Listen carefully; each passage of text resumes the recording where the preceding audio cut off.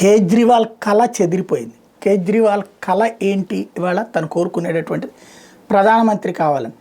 వరుసగా 3 సార్లు విజయం, వరుసగా 4 సార్లు విజయం, ఇట్లాగా మోడీ రికార్డుని బద్దలు కొట్టాలన్నటువంటి ప్రయత్నం చేశాడు. మోడీ రికార్డుతో, అంటే మోడీ వరుసగా 3 సార్లు విజయం సాధించి 4వసారి విజయం సాధించిన తర్వాత తను గుజరాత్ను వదిలేసి ప్రధానమంత్రి అయ్యారు కాబట్టి జాతీయ రాజకీయాలకి అట్లాగా క్రమంగా తన ఊపు వస్తుందని. వాస్తవంగా మోడీని గుజరాత్ ముఖ్యమంత్రిగానే చూశారు, కానీ ప్రధానమంత్రిగా బీజేపీ ప్రచారం చేయడం ప్రారంభించాకనే ప్రజలు ఆలోచించడం బిగిన్ చేశారు. ఇక్కడ ఈయన మొదటిసారి ముఖ్యమంత్రి అయినప్పటి నుంచి దేశ ప్రధానమంత్రి అన్నటువంటి కాన్సెప్ట్నే ప్రచారం చేసుకున్నారు. క్రమంగా ఆయన ప్రధానమంత్రి పదవి అన్నటువంటిది లూజ్ అయినట్టు. ఇప్పుడు వాస్తవంగా ఆ తర్వాత అత్యంత బలమైనటువంటి స్థానాలుగా భావించింది అప్పట్లో కర్ణాటక, అది కాస్త దెబ్బతింది. మహారాష్ట్ర, అది కాస్త దెబ్బతింది. అక్కడ బలమైనటువంటి మరొక నాయకుడిని ఎదగనివ్వలేదు. జాతీయ స్థాయిలో ఒక బలమైన నాయకుడు వస్తే కనుక తనకంటే, అంటే మహారాష్ట్రలోనో కర్ణాటకలోనో గెలిస్తే తనని పట్టించుకోవడం అన్నటువంటి ఉద్దేశంతో సొంత వాళ్ళని సొంతగా గొంతు కోసుకుంటూ వచ్చాడు. గోవా, మధ్యప్రదేశ్, పంజాబు ఇట్లాంటి చోట్ల బలమైనటువంటి నాయకుల్ని క్రమంగా తనే దెబ్బతీసుకుంటూ వచ్చాడు. ఆ తర్వాతన తను జాతీయ స్థాయిలో, అంటే వన్ మ్యాన్ ఆర్మీగా ఒక గాంధీల కుటుంబం తరహాలో తను తయారు కావాలనుకున్నాడు. అదే ఈవేళ దెబ్బతీసింది. ఎందుకంటే గ్రౌండ్ లెవెల్లో బలం. ఇప్పుడు నరేంద్ర మోడీ దేశవ్యాప్తంగా ఇండివిజువల్గా పోటీ చేస్తే ఈ విజయాలు ఏమీ సాధ్యం కావు.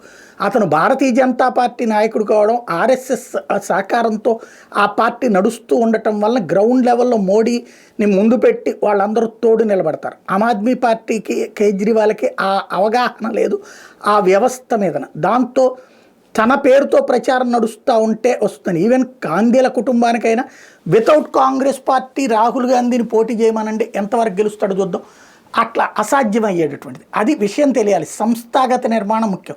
ఆమ్ ఆద్మీ పార్టీ సంస్థాగత నిర్మాణం మొదట్లో అనేక మంది యువతరం చదువుకున్నటువంటి వాళ్ళు అనేక మంది ఆమ్ ఆద్మీ పార్టీ వైపు మొగ్గు చూపించారు. రాజకీయ పార్టీలు అంటే చిరాకు పడేవాళ్ళు కూడా నేను ఆమ్ ఆద్మీ పార్టీ కార్యకర్తని అని గర్వంగా చెప్పుకోవడానికి ఇష్టపడ్డారు. సాఫ్ట్వేర్ ఇంజనీర్లు, కార్పొరేట్ ఉద్యోగులు దాంట్లో మెంబర్షిప్ తీసుకున్నారు. అట్లాగే చందాలు వేసేవాళ్ళు. వాళ్ళ జీతంలో 10%, 20% డబ్బులు ఆమ్ ఆద్మీ పార్టీకి పంపిస్తూ ఉండేవాళ్ళు. ఎందుకయ్యా అంటే ఒక ఆల్టర్నేటివ్గా ప్రత్యామ్నాయ రాజకీయాన్ని తీసుకొస్తున్నటువంటి వ్యక్తి అని. కానీ క్రమంగా ప్రత్యామ్నాయ రాజకీయం పక్కకి వెళ్ళిపోయింది. కరప్టెడ్, అంటే అవకాశం దొరకనంత వరకు అవినీతి రహిత రాజకీయం చెప్పి అవకాశం దొరికాక పాలనాపరంగా అవినీతికి పాల్పడ్డాడు.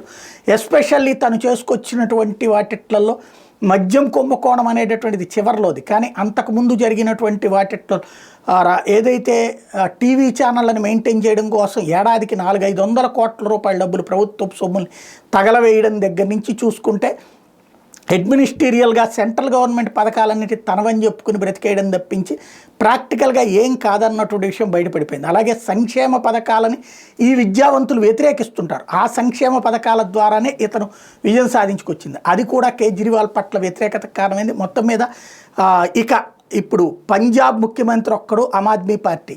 మరి కేజ్రీవాల్ వెళ్ళి ఏమన్నా పంజాబ్ ముఖ్యమంత్రిగా నాకు ఇచ్చేయండి అని చెప్పి అక్కడ ఉన్న ముఖ్యమంత్రిని వదిలేయమంటాడేమో చూడాలి.